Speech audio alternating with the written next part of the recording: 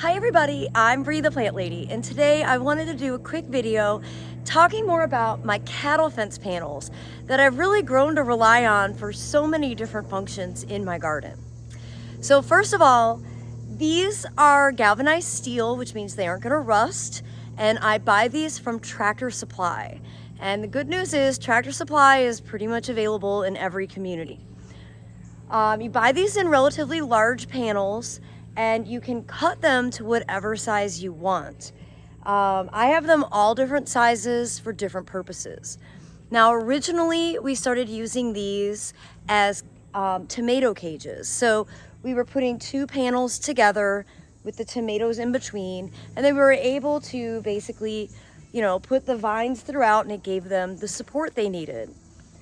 Then we quickly realized they were really practical for keeping animals from getting into the garden in specific locations. So instead of having one giant fence, we just use these cattle fence panels strategically put in areas like this that's newly planted, where I have a lot of echinacea and other native plants that the deer really like to browse. So by putting this panel here, they can't necessarily see, or they do see that if they jump over it, they're going to hit the garage. So that kind of prevents them from bothering. It also helps to some degree with rabbits, though I think if you have a really bad rabbit population, you actually probably would need to put chicken wire towards the bottom, because these holes are pretty big. I know my cats can certainly walk right through. Now, speaking of cats can be really damaging, especially when you've just done a fresh seeding and they go in and dig because they think the world is a litter box. What I've learned is if I lay these cattle fence panels flat on the ground, the cats don't like to walk on the metal, and they leave the newly seeded beds, they just leave them alone entirely. So it's really quite practical. Now, I mentioned that I have them in all different sizes, and I have this one here. Y'all, it is so hot and so sunny, and I'm like allergic to something right now, so pardon me. But I have this small one here that is protecting this hydrangea. But I've kind of come to the conclusion that I have such a huge deer problem. To be honest, maybe I just don't need to be growing so many hydrangeas, because they seem to be really particular about eating them. And it's the perfect size for me to use on the other side to hold up some peppers and eggplants that are getting a little bit too tall and they're flopping all over the ground. So I wanted to show you how easy it is. So first of all, you see I've cut it to be self-staking. So I don't have to use rebar or anything to make it, stick into the ground. And I'm just gonna strategically put this in sort of at a diagonal to be able to take most advantage of the panel. So then I can secure the peppers and eggplants that are growing in here on it, and they won't flop so much. So just like that, I'm just pressing it down. I don't want to stomp on it too hard, because I actually have a pepper that's like leaning over, and that's sort of trapped under. Maybe I should move that. Okay, I need to get my tripod. Okay, so now that I have both hands, I am going to lift this pepper up a bit so that it will benefit. It's so funny how heavy they get when they have a bunch of fruit on them, which this one does. Okay, make sure nothing else is caught. That's sort of going right over a peanut. Okay, maybe there we go. Again, I don't have to press it all the way into the ground. The main goal here is just to get these vegetables secured enough so that they don't completely flop over. Now, that pepper has been suffering all season, so pulling that out. And the great thing is you can just weave the plants in, and then eventually they just kind of grow. They just grow on the support. It's really effective and so simple.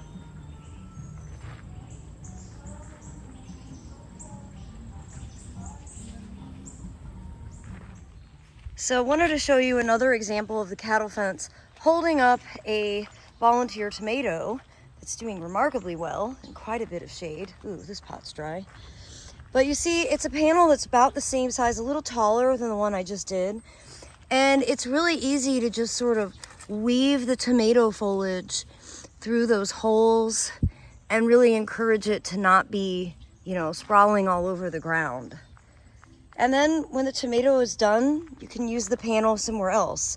They're just so versatile. I really, really appreciate how easy these are to use. Now for larger size panels, and again, these are the ones we were originally using for tomatoes, to make sure that they wouldn't blow over in a strong wind like what we get from, you know, thunderstorms and stuff, we made these arches, which you do just by putting a 2x4 on them and then pulling up. It's really easy. I can do it without any trouble. And you can see this one is nice and secure. Even in a windstorm, it's not going to blow over. And it's protecting this camellia from getting eaten by the deer. I don't need the entire bed to be fenced in. It's just being very strategic. Again, the deer aren't going to jump over it because they're not going to be able to have an open landing, and that's what deer like to avoid. Now, of course, if they were ambitious, they could walk right through here, but in my experience, and I mean, you can see the proof is in the pudding, they're not eating this camellia, even though they could get into it. They are eating other camellias that aren't protected. So don't worry, I still have plenty of deer damage, but this cattle fence panel is working very, very well. So I wanted to show you more examples of the cattle fence panels being used to hold up tomatoes, and they're very effective. Here we've just got one large panel. Now this did blow over when we had a hurricane a few weeks ago, but I was able to get everything kind of sprawled back onto it, and you can see the plants are doing really well. Over here is an example of using two panels, the back side and then the front side. And so then you've got double the amount to be able to put all of your tomato vines to sort of tangle throughout. Now, I think these tomatoes are some of the most successful that I've ever grown. And note that they are planted in the veggie mix bags from Soil Cube. And right now through September 9th, the veggie mix is on sale. It's $25 off for big bags and $3 off on the small bags. And as you can see, I keep both sizes on hand. We're actually going to be selling the small bags during the fall open garden, and we have a fun activity, a plant your own fall vegetable bag using the Soil Cube that people will be able to do during the open garden. But I wanted to let you know that I have a code, BreeGrows24, that you can use, and it'll save you an additional $10 off any of the big bags. So if you order Veggie Cube between now and September 9th, and you add my code, you'll actually get $35 off each bag. So it's a really good deal. It's the absolute best soil. Okay, now let me get back to cattle fence panels, because that's actually what this video is all about. Compared to traditional tomato cages, which I have right here, the cattle fence panels offer significantly more substantial and there's more relevant support. You can see the tomatoes get way taller than the cage, and then they sprawl up and then they sprawl down, and you know, they're just kind of a rangy mess. This is what tomatoes look like in the South, especially at the end of August. But their plants are, I mean, they're healthy enough. They're not like pristine, beautiful plants, but you can see that the cages just aren't substantial enough, which is why I started using the cattle fence panels to begin with. It was just an added bonus that during the non-tomato growing season, I could still use the panels for various applications for keeping deer out of the garden. So I will say that when the deer are determined, they will eat no matter what, even when there's cattle fence panel in the way. And they have been eating the okra over here, I mean, to no end. I haven't gotten any fruit from any of the okras that I planted here. It's helpful to have these pumpkins starting to grow, and you can see we just had the electrical and plumbing run to the greenhouse, And this is where they ran the line. I think I've decided I'm just gonna let this bed become a little bit bigger. Unless the grass grows really successfully through it, we'll take that as it comes. But I wouldn't mind for these beds to be a little bit wider. And I think the pumpkins would be happy to sort of grow out and shade it. And you can see more cattle fencing here. And what's really cool is, like, I've got watermelon that's actually scrambling up on it and attaching itself instead of growing as a ground cover.